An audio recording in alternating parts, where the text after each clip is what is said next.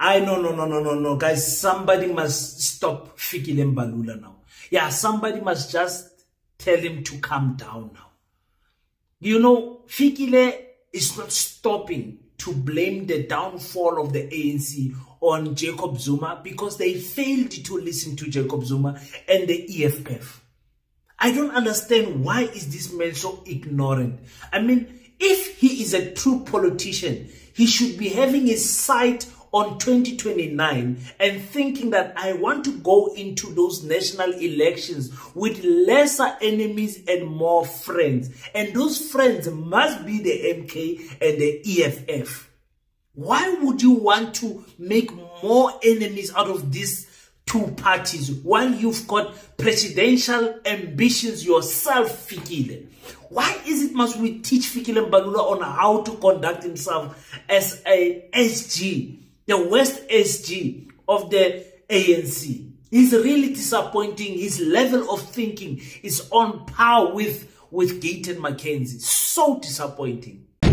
Welcome to King Said So, Africa's one land, one language, one currency, one army on King Said So. Africans can unite. Your Pan-Africanist podcast. Enjoy. Peace in Pan-Africanism to all my African brothers and sisters from all around the world. Welcome back to King Says So. I am your host, Kagiso Hlongwane Zinchiva, and we're back at it again with another one. Guys, Fikile. Guys, yeah, no, the ANC did us a number here with this guy. This guy icon. I go seriously. No, comrades, you have to call this one to order. You have to come to a point where you are starting to strategize for 2029. Forget about 2026, it's too close. 2029 is where they should be putting their eyes on. And you cannot continue to make enemies with the MK party and the EFF. You can't.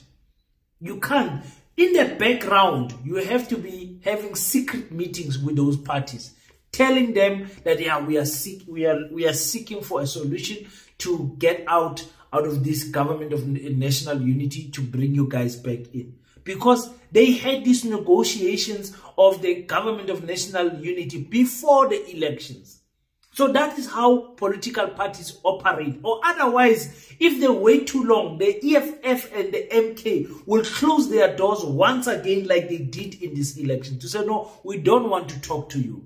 If they continue to flirt with their enemies, the Freedom Front Plus and all of these parties that are in the government of national unity, Amasela, the sellouts. I mean, Fikile Mbalula is asking general questions, but he gets emotional for no reason. Zuma decided to break the ANC and divide it, and he's not going to stop about it. He decided to break us and reduce us below 40%, and he doesn't have a program of action of what he's going to do with that 40% except sending a questionable judge to Parliament. Very questionable character. Send him. Just to spit on the face of South Africa, he brings Hlophe and even send him to the JSE, just to show us that he's got no respect for constitutionalism and everything else. And then to spit on our face, he brings him to Parliament. And then to say, lead these people.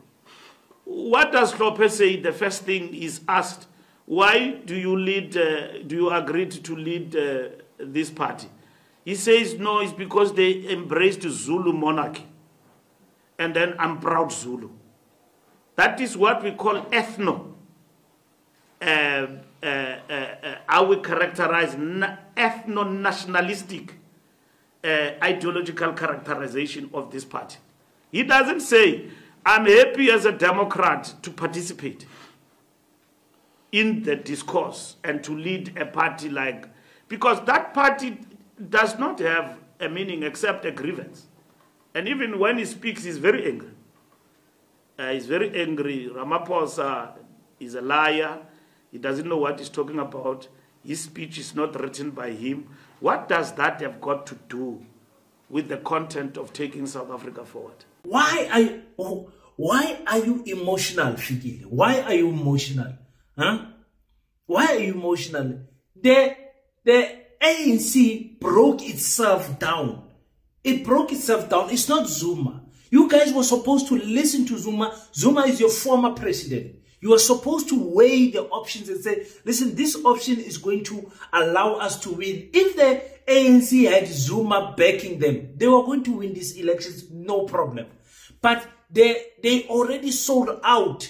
Remember in 2019, with that 1 billion that bought the conference of the ANC, they already sold out, and they were at a point of no return. Now you are sitting here. After selling the ANC, you blame Jacob Zuma for your downfall.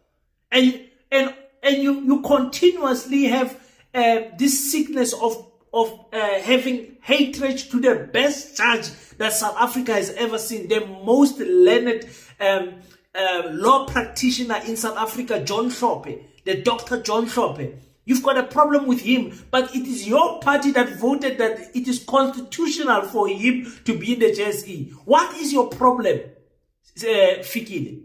What is your problem? You even have the nerve to say they spit in the face of South Africa. We South Africans.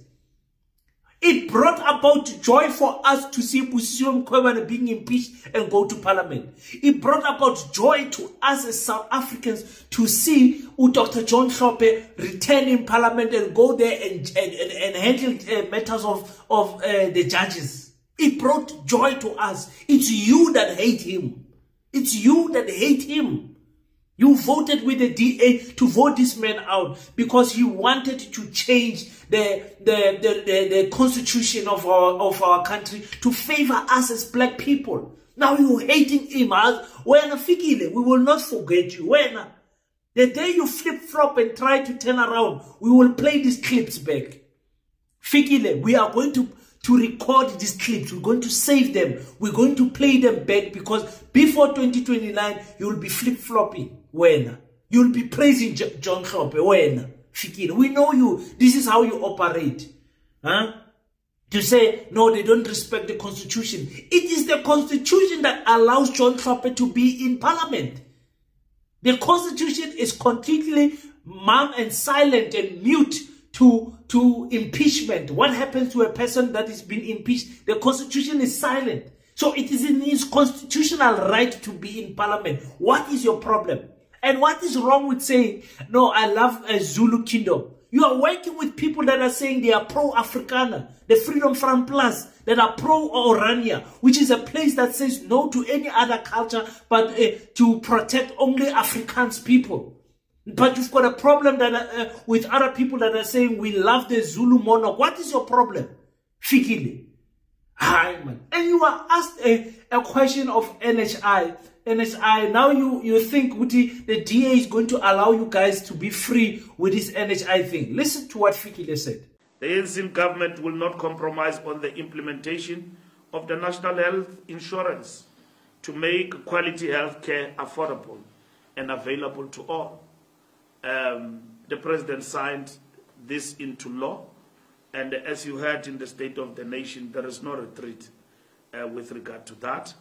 The ANC is committed to expanding the social relief of distress grant, and government commitment to this effect will go a long way in broadening the social security net for those who have no other means to support themselves. We talked about basic income grant before the elections. It's in our program of action.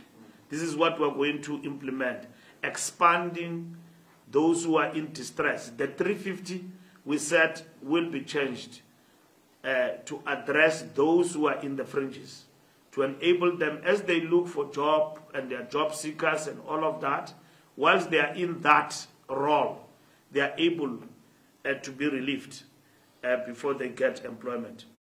The Democratic Alliance will, upon its signing into law by Cyril Ramaphosa, challenge the ANC's NHI all the way to the Constitutional Court.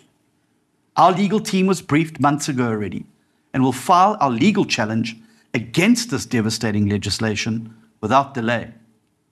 We have built up reams of correspondence including with Ramaphosa himself, that we will enter into evidence to show that the process which led to the adoption of this bill by Parliament disregarded public input, and that the bill itself is flagrantly unconstitutional. But we will not stop there, because our furthermore pledge today before the nation that if this country elects the DA into national government on the 29th of May, we will immediately repeal the NHI bill and prevent it from destroying this country. We don't know how the ANC is going to work with the DA because they are in different parts of the world. They are opposite to each other in almost every matter on the table. NHI, the Bella bill, whatever the international stance. That's why the president could not even address what is happening in Israel because he knows his partners will not be happy. Because if he had to address what is happening in Israel, because Israel has now been declared as an has been declared as an apartheid state. You know, so the president could not say anything about that. He could not even say anything about what is happening in Kenya. And the Kenyan people bavukile yong. I'm African, nathi masivukeni sifane nabo lezi zase Kenya. Zivukile lezi zase Kenya. Asafuni ukuzwa next. Uruto is going out. They abafuni ukuzwa next. They say you cannot kill us and then want to lead us. We must really be inspired as to what is happening in Kenya. And of course, what is happening in Burkina Faso, Mali, and Niger. Anyways, the NHI, it's not going to pass. We know they're just going to delay up to a point where Cyril Ramaphosa steps down on the national conference of the ANC. So we know nothing is going to happen because of the DA, you know. So, of course, DA, they will always protect the private sector in terms of medical aids. Because you are killing the medical aid industry, and of which I don't understand how you're killing it, because the bill is still going to be carried by government. I mean, private sector is just going to balloon their money, and these government officials are going to eat with the private sector. I don't understand what is the fight here about the NHI. Anyway, you know, when it comes to the question of selling out, do our people like our Fikile and Mbalula think they have sold out? Now he wants to take the sell out thing and blame Fikile. Of course, given the ideological range represented in Parliament, there will be disagreement, represented in the colorful rhetoric and pretenses we had yesterday. That some, for their own survival and exposing their political bankruptcy, wants to present the ANC as having sold out the people. And the ANC will speak for itself. When their own ethno-nationalism, backwardness, and inconsistency constitute a betrayal of the people. Even during the Sixth administration, they consistently voted with the party they now despise, against progressive policies introduced by the African National Congress. They are in so-called progressive coalition with others of their ilk, yet all they represent is a pushback against the vision of a united, non-racial, democratic, non-sexist, and prosperous South Africa. Everyone, even members of the ANC, are saying the ANC sold out. Members of the ANC, we see them on social media, we see even leaders that are saying we're not happy with this government of national unity. We see them. Why Fikile thinks we don't see that, and why he wants to compare the EFF not voting and then so that the DA can win against the ANC in other metros, and voting again so that the ANC can lose power, and comparing that to the national government and saying, no, you guys voted with them, now you are saying they are Fikile. You don't understand politics. I don't understand how you, the youth leader, you went up all the structures of the ANC, but to come out to be the SG of the party that does not understand strategic tactics of politics. How is that even possible? How is that possible? So for me, Fikile does not have a vision for 2029, and that's my problem with black parties. We so focus on trends and other things. The next thing we wake up is time for campaigning for elections, and we are behind because the other parties, they make sure they secure funds, they make sure they buy into their way into the IEC and everything, because we don't trust the IEC. The integrity of the IEC is in the ground right now. We must strategize on how to counter that integrity that is on the ground. We as the Progressive Caucus, we must make sure that we fight the IEC to the death. To the death. Because come 2029, they're going to pull more tricks. I promise you, Nas, they're going to pull more tricks. So maybe that's why Fikile is so relaxed. He thinks he's going to be the president when they do a coalition government with the DA in 2029. Because that's the only direction that this ANC is looking at. It's just Upanyaza is looking at the direction. But the ANC is looking at the direction of the DA will return a favor and work with them in 2029. Anyway, I've got a very, very important notice, a message to you guys about Paseta. I want you guys to watch this message right now.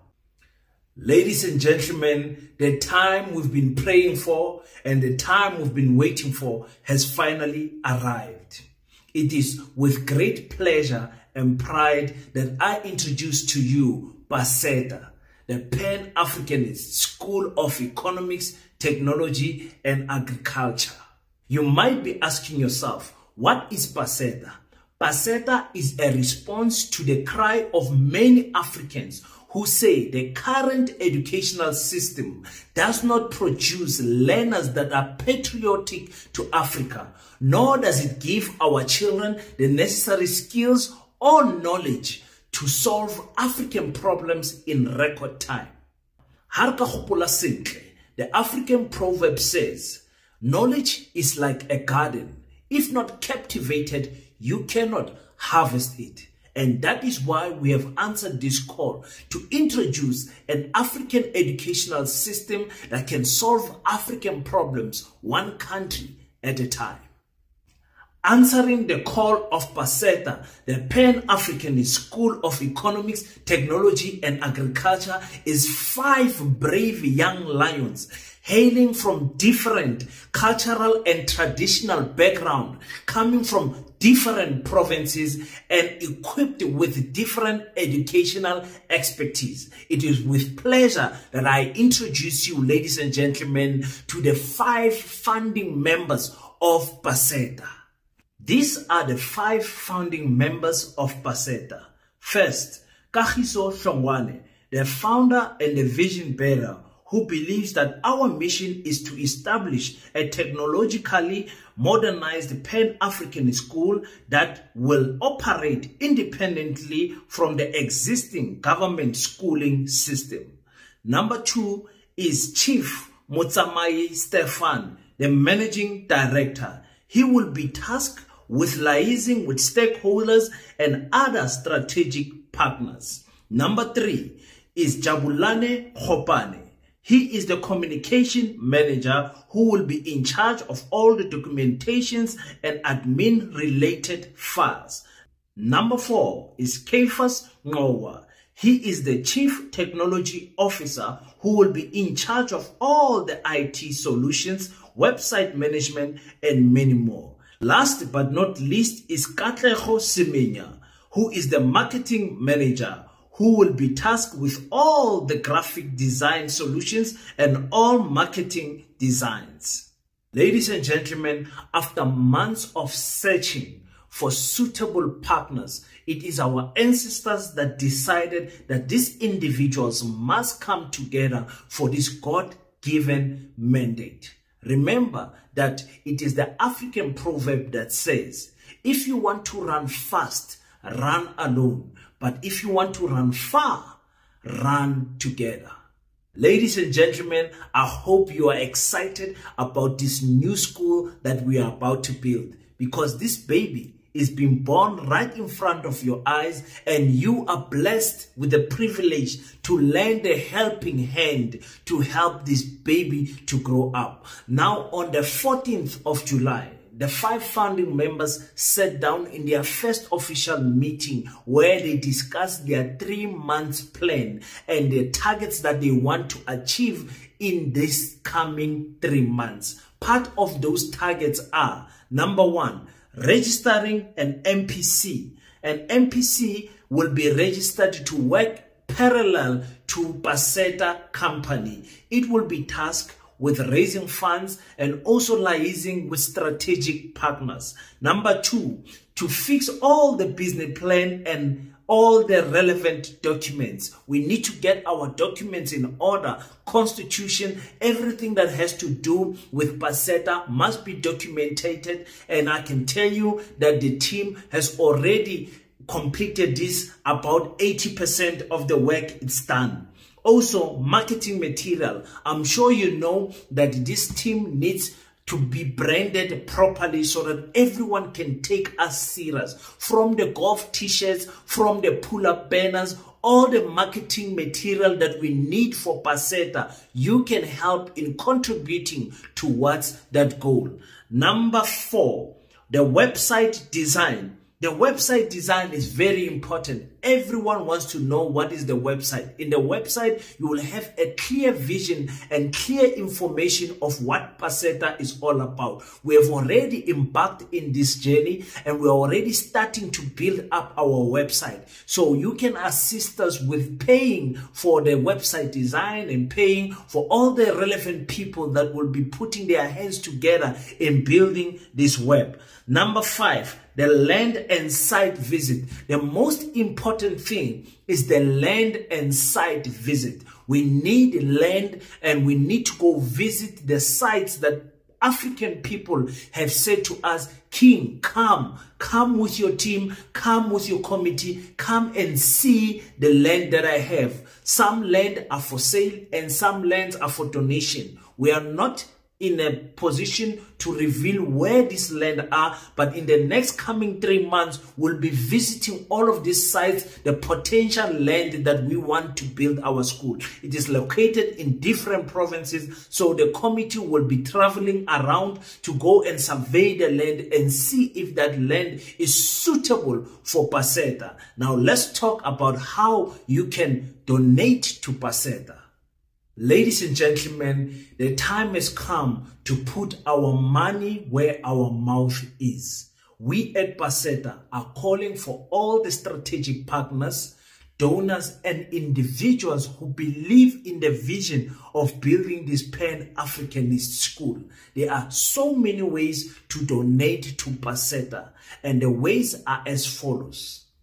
For all your electronic funds transfer, you may direct them to our Capitec business account. Our account number reads as follows: 10523569115. For your convenience, I shall read it again. The account number is 10523569115. The branch code being 470010. Should you wish to send an e-wallet or cash send, you may use the following Paseta numbers: 073-267-9217.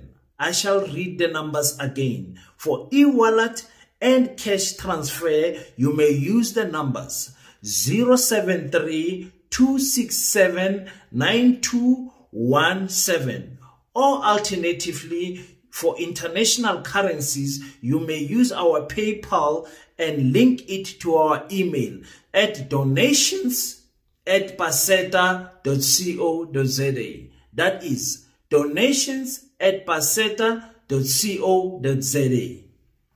Ladies and gentlemen, on behalf of the Paseta team, I would like to thank everyone that is going to donate to the school. It is very important to remember that when you send your donation, reference it as donation followed by your name and surname. This is important for us for record keeping. And everyone that will be sending e-wallet and cash send, make sure you take your receipt, a clear picture, and send it to the WhatsApp numbers that are appearing on the screen right now. I would even appreciate it even more if you send us a picture of yourself. God bless everyone that will be donating to the school, and may you and your family never lack in the area of finances. Now, I hope you guys have enjoyed the short presentation of Paseta. Should you have any questions, be free to contact us, because we'll be looking forward to hearing your ideas, your contributions to the school. Until we meet next time again, don't forget to pray. After you pray, stand up, African child, build the school so that God can do the rest. Peace in Pan-Africanism. I salute you.